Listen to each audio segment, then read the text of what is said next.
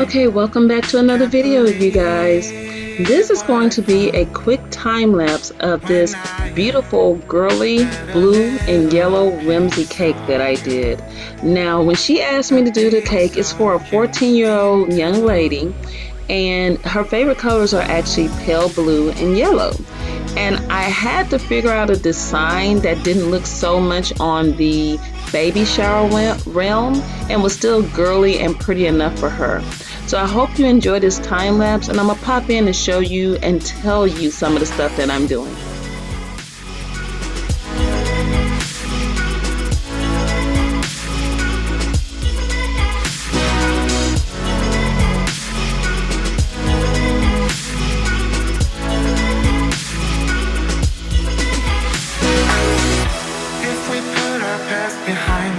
Start a future. If we try, then we can do it like no other couple. Give it all to me and I will give it all to you, 'cause rain on that. So as you can see, after I did my crumb coat, I'm adding a pretty thick layer of buttercream on here. And the reason I'm doing that is because I wanted to have a very pretty watercolor effect. So I'm going to be dotting the cake with the blue and the yellow, and I decided to use a kind of a goldish yellow instead of your standard yellow, so it would pop a little bit more against that sky pale blue and stuff. And then I'm just going to take my cake spatula here, and I'm going to go around the cake, and it gives a real pretty watercolor effect, which I really like. It gives, for me, I'm an artist, so I love a painted look on my cakes. That's the thing I like doing different than a lot of other people. I love it to have that kind of painted watercolor effect. Now I'm just using my cake comb here to create some lines, and I'm sitting it back in the freezer for just a moment so it can firm up, and then I'm adding another layer of white buttercream to give it more so of a watercolor and kind of a painted feel.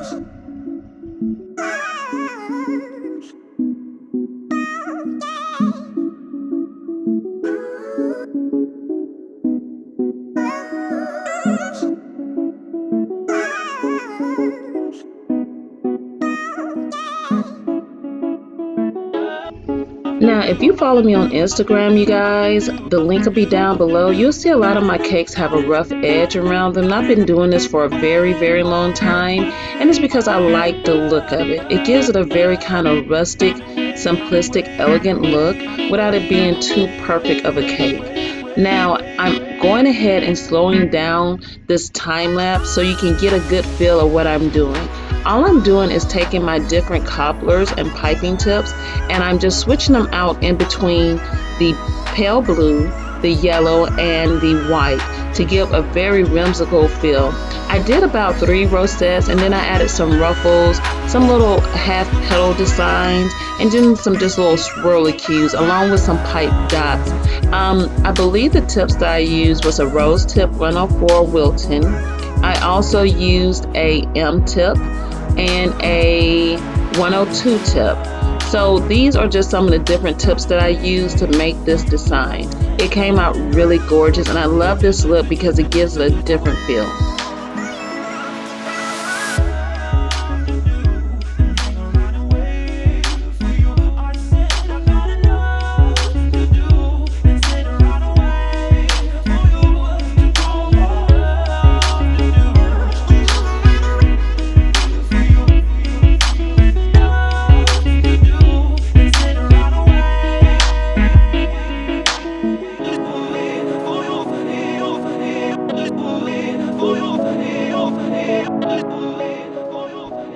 So to you right-handed bakers, does this look wrong to you?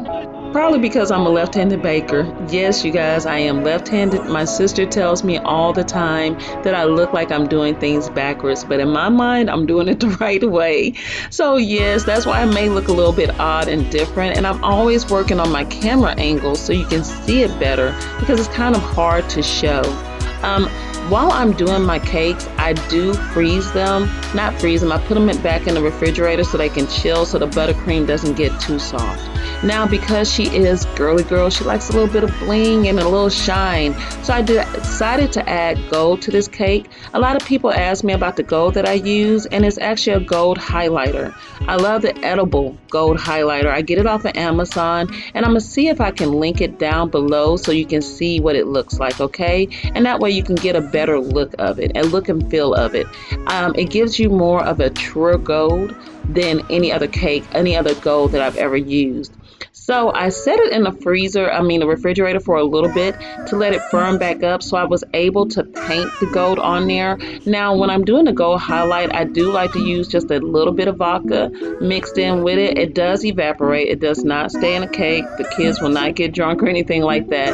But I'm just painting a gold border around the bottom and around the middle of the cake. And it's just to give it that extra bit of bling and shine for her. You guys, I really loved how this cake turned out. It was very, very gorgeous. And even though the colors seem to be a little bit more baby showerish, you can give it a very girly and whimsical appeal. My daughter says she feels like it looks like a kind of undersea vibe because it looks like the flowers and the petals have shells, but they're not. But I really do like how this turned out, and I didn't want to do too much by putting sprinkles or anything, so I just opted for a more simple, elegant look. I really do hope you like this video and this time lapse.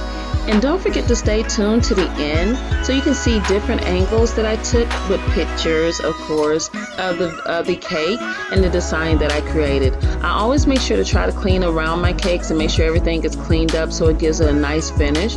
But thank you so much for watching. Don't forget to like, subscribe, and share. And I will see you in the next video. Bye.